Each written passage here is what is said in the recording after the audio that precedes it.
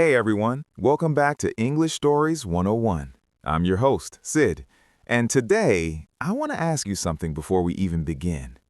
Are you living your life, or are you living the life someone else planned for you? Take a second, really think about it, because today's guest, Daniel, asked himself that same question, but he didn't find the answer in a book.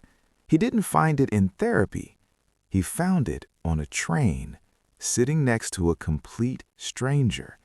One conversation, one question, and nothing was ever the same again. Daniel, welcome to English Stories 101. Thanks, Sid. I'm glad to be here. This story, I don't tell it often, but I think it's time. I'm glad you're telling it today. Let's go right back to the beginning. Who were you before that train journey? I was 29 years old. I had a good job. Financial analyst at a big company, nice office, decent salary.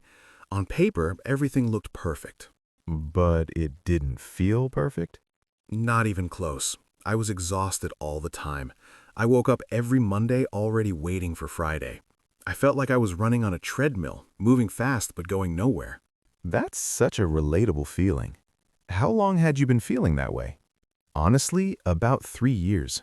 But I kept telling myself, this is normal. Everyone feels like this. Work hard, earn money, be responsible. That was the plan. Whose plan was it, though? Pause. That's exactly the right question.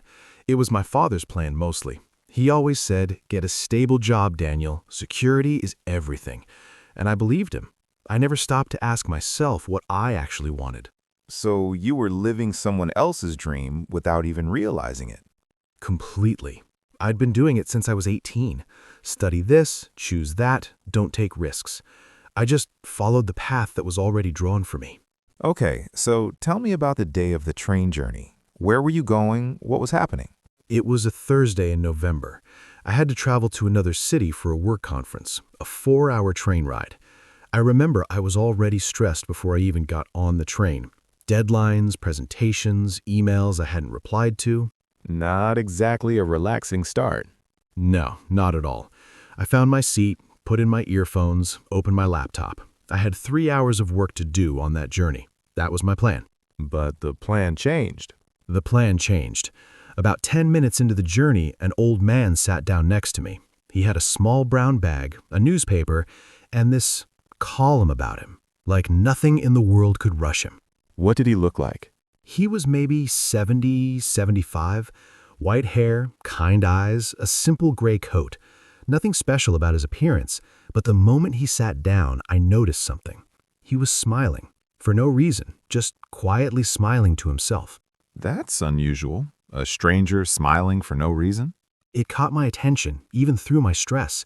I thought, who is this person? Why is he so happy? Then he glanced at my laptop screen, all the spreadsheets and charts. He nodded politely and opened his newspaper.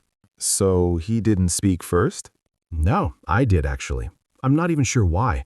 Maybe because his calmness was so different from everything inside my head. I took out one earphone and said, long journey ahead. Very casual, just small talk. And what did he say? He smiled and said, all the best journeys are long. Simple answer, but something about it made me pause. Then he asked, are you traveling for work? I said yes. I told him about the conference, the company, the pressure, and he just listened. He really listened. That was the thing, Sid. He put down his newspaper, he turned to face me properly, no phone, no distractions, just full attention. I can't remember the last time someone had done that for me. That must have felt strange, but good. It felt incredible, actually. I started talking more than I planned to. I told him about the job, the stress, the long hours. I even said, I don't know how much longer I can do this. And that was the first time I'd ever said that out loud. Wow. And what did he say when you said that? He was quiet for a moment. He looked out the window at the fields passing by. Then he turned back to me and asked very simply, are you living your life or someone else's? Just like that. Just like that. No big speech, no advice, just that one question. And I couldn't answer it. What happened inside you when he asked that? Something cracked open. I felt this strange feeling, like the question had been living inside me for years, waiting for someone to finally say it out loud. My eyes actually filled with tears, on a train, next to a stranger. I was so embarrassed. Don't be embarrassed by that. That's the moment truth hits you. He noticed. He didn't make it awkward. He just said softly, "Take your time." Like he had all the time in the world. Did you answer him eventually? I said, "I don't think it's my life." And saying it out loud, it felt like putting down something very heavy, like I'd been carrying a bag for years and finally set it on the floor. Relief and pain at the same time. Exactly both. Then he asked me something else. He said, "What did you want to be before the world told you what to be?" Oh, that's a powerful question. What was your answer? A photographer. I wanted to be a photographer. Since I was 14 years old, I loved cameras. I used to photograph everything: people, streets, light through windows. It made me feel alive in a way nothing else did. What happened to that dream? My father called it a hobby, not a career. He said, "You can't eat photographs, Daniel." So I packed away my camera, picked up a textbook, and moved on. By 29, I hadn't touched a camera in almost 7 years. 7 years? Did you even miss it? That was the sad part.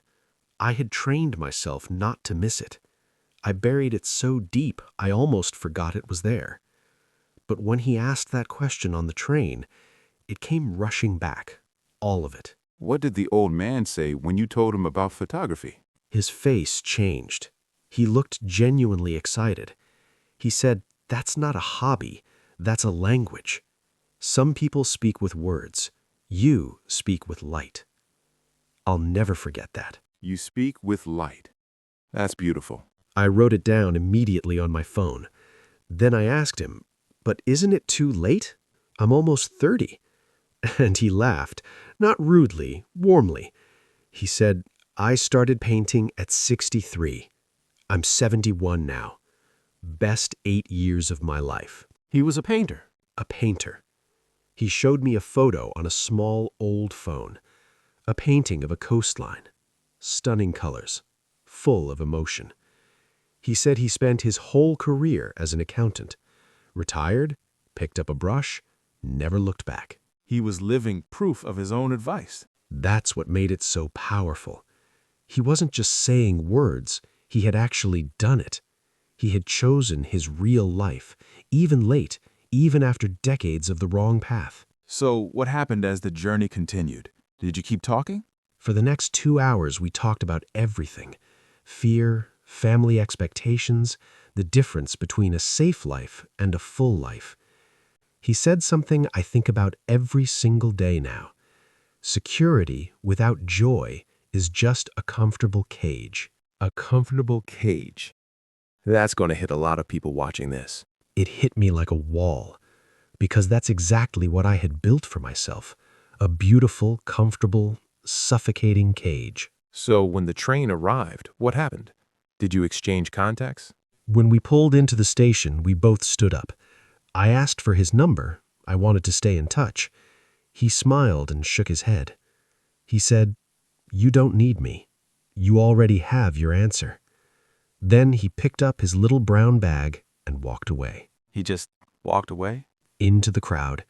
I looked for him on the platform, but he was already gone. I don't even know his name. I never asked. That gives me chills, honestly. So what did you do? You still had a conference to attend. I attended the conference. I smiled, presented, did my job. But inside, I was a completely different person. On the train home that evening, I didn't open my laptop once. I just sat and thought. And then the big decision. When did that come? 2 weeks later. I dug out my old camera from a box in my wardrobe. It still worked. The first time I looked through that lens again, I actually cried. Happy tears? The happiest tears I've ever cried. It felt like meeting an old friend I had abandoned, like a part of me woke up after a very long sleep. And the job? When did you decide to leave? I didn't quit immediately. I want to be honest about that. It took 4 more months of saving money, planning, being practical, but I had a deadline in my head, a date I had chosen. And on that date, I handed in my resignation. How did that feel? Terrifying and absolutely right. Both feelings at the same moment. My hands were shaking when I submitted the letter, but I was smiling the whole time. What did your father say? He didn't speak to me for 3 weeks. He was angry, disappointed, confused. He kept saying, "You had a good thing, Daniel. You're throwing it away." That must have been hard. It was the hardest part. Not leaving the job, letting down someone you love.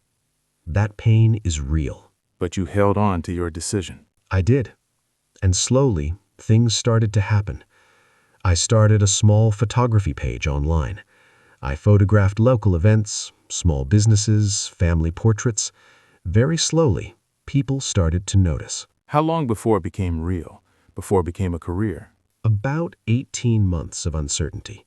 Some months were very tight financially. I won't pretend it was easy.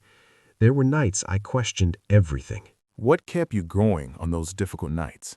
I kept asking myself the old man's question. Are you living your life or someone else's? Every hard night, I answered, my life. Finally, my life. That was enough to keep going. And where are you now? What does life look like today? I run my own photography studio. I specialize in travel and portrait photography.